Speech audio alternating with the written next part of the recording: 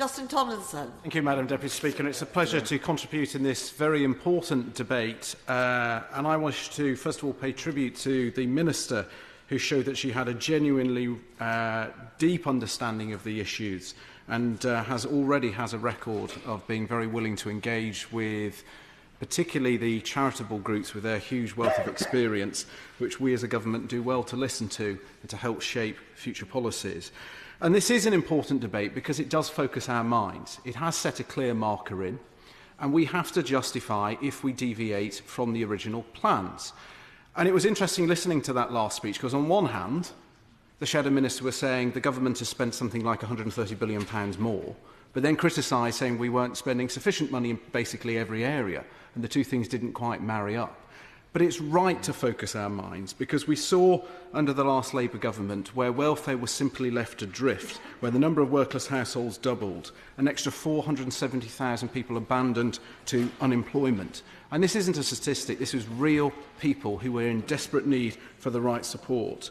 And through our strong economic growth, and I'm not sure what the Shadow Minister was referring to, because it's still the strongest of any major developed economy. We have seen record employment, and that's not just a South East phenomenon, that's in every single region of the country. In my own constituency, because I know you're all desperate to know, it's 8,100 more people are now in work since the general election, even greater than the number of people who go to the county ground to watch the mighty Swindon town, and we have an 11-year low in terms of unemployment. We've introduced the national living wage, directly benefiting 2.75 million of our lowest earners. The income tax threshold rises year on year, taking 3.2 million people out of paying any income tax at all. And as wages have grown on average about 2% this year, we have seen the lowest earners see their wages rise by an average of 6%. And that is in addition to the extension, the welcome extension of free childcare, creating more opportunities for people to work. And with the recent Green Paper announcement, there is a real opportunity to build on the progress that is being made, particularly if we look at the 590,000 more disabled people in work in the last 3 years. It is now standing at 48% of disabled people expect to be in work, up from 44% when we first came to office. And we still have much further to go, but if we talk to the charitable groups, the people who work in this area, they are encouraged that we are going in the right direction. And the key thing here is to make sure we deliver the tailored individual support, because for those still looking for work, there are challenges. It isn't as simple as going to just learn to have your CV and training for your interviewing. So we're right to look at delivering more tailored support to make further progress in delivering more people into work and thus reducing the welfare spending. And we also are right to identify that we have to do joined up work with health, because a lot of those people now looking for work will also have to navigate health challenges, and they need that support, and they need the support at the beginning. Rightly, we're introducing the small employer offer to proactively engage with employers to actually provide the opportunities for those people playing by the rules, working with the support on offer. They need that opportunity at the end of the process to actually go into work. The announcement on disability apprentices, the increase in funding to access to work, and universal credit, which has universal support across all sides, reinforces the point that work should always pay, and it recognises a welfare system that is fair to those who receive it and to those who pay for it.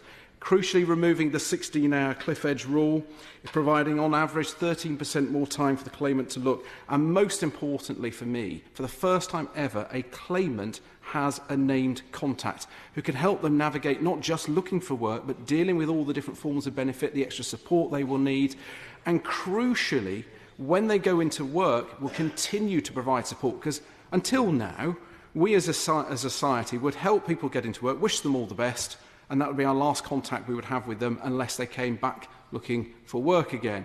Whereas now, rightly, we are recognising that those people taking often their first step into work may need support. It could be that those people lack confidence, and actually if they've been attending work regularly and engaging in the right way, that named coach can help them look to increase their hours, increase their responsibility, and earn more money in work.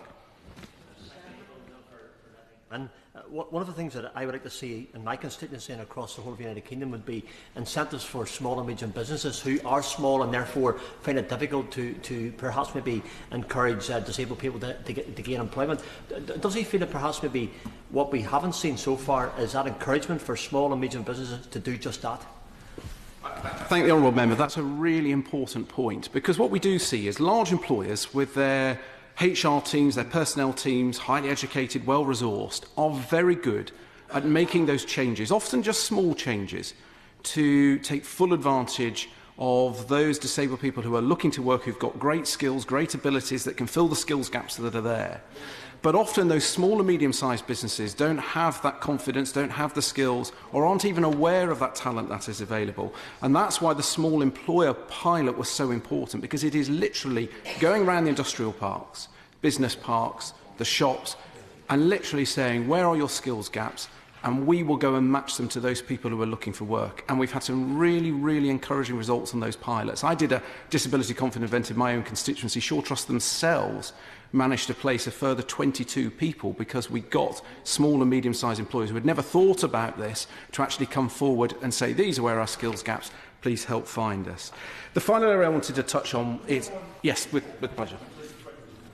He's made the point rightly that the rate of employment amongst disabled people has risen, but of course the overall employment rate has risen as well. The disability employment gap has not been reduced. Why does he think there hasn't been any progress on that particular issue?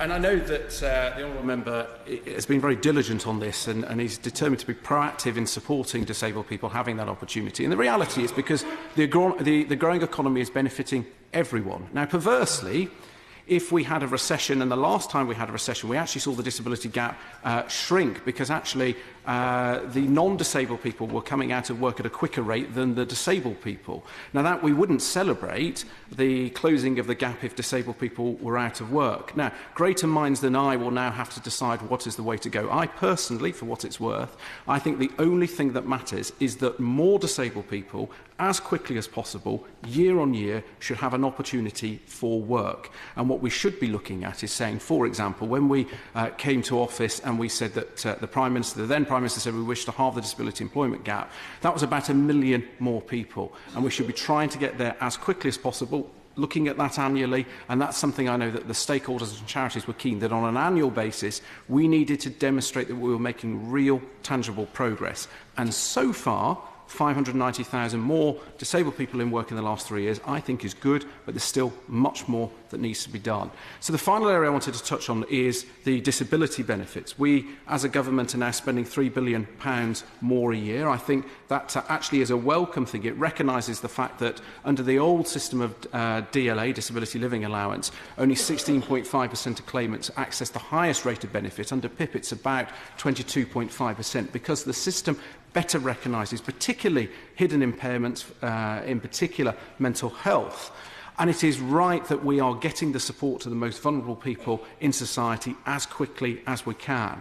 But I do have an ask, and that is, everybody in Parliament recognises we have a growing challenge with mental health conditions in this country, whether that's people in work, people trying to get in work, people in their everyday lives. Something like 1 in 4 people at some point will have a mental health condition. And actually, our government, and I suspect whoever was the government, would look to commit additional funding for supporting people with mental health conditions. One of the challenges is nobody's quite answered what is the best way to direct that support, to provide it. And there's lots of different pilots that are going on. But I think we have a real opportunity, because the one area where we are identifying people with mental health conditions is through the PIP benefit.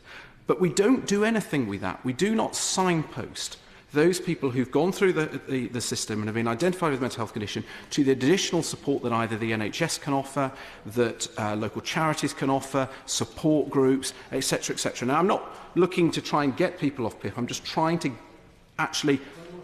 yes. Gentleman, forgive me. I'm sorry I come in late and missed the earlier part of his speech. But it's not people with mental health disabilities. It's not so easy for them to get benefits, to be quite frank with the honourable gentleman, because I've got a number of cases now where people with mental health and disabilities have had their benefits stopped without any notice or a by-year leave. But the overall picture, particularly for those with a mental health condition, from DLA, where around about 20% would access, with a mental health condition, would access the highest rate of benefit, it's somewhere in the region of 80%. Under PIP. So the system is better. There is still work to be done, and we have fantastic organisations like Mind who regularly engage with the ministers with proactive suggestions on how we can make further improvements. But my point is, where we have identified people, we should then be signposting them to the additional support that is available, because we all know through our own casework that often people who have experienced a mental health condition, they don't know where to turn. There isn't a guidebook that says, right, this is where you should go. And if we have identified somebody with a mental health condition, I think we have a duty to do our very best to work with those organisations like Mind to signpost them for the help, so that they once again can share the same opportunities that all of us take for granted.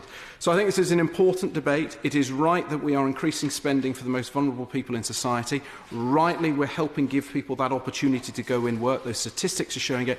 These are real people who are benefiting from our strong economic growth, and I would urge the government to keep pressing forward with the positive action that we are taking.